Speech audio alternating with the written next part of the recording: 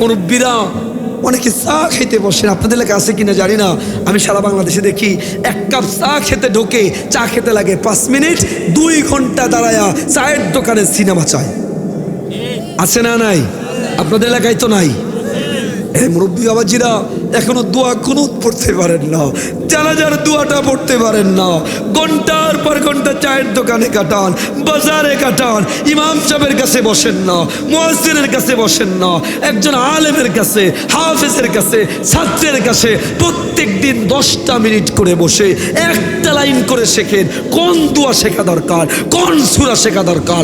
আপনি 1 বছরে যেই কোনো কিছু শিখতে পারবেন, 60 বছরেও শিখতে পারলেন না, কারণ একটা ইম্পর্টেন্স নাই, সময়ের গুরুত্ব দেন নাই। আজকের পর থেকে গুরুত্ব দেন। ব্যবসায় বলেন, চাকরিতে বলেন, দুনিয়া বলেন, আখেরাত বলেন, সব কিছু আল্লাহ সুন্দর করে দিবে। লাগাবেন তো ইনশাআল্লাহ? বলেন না ইনশাআল্লাহ?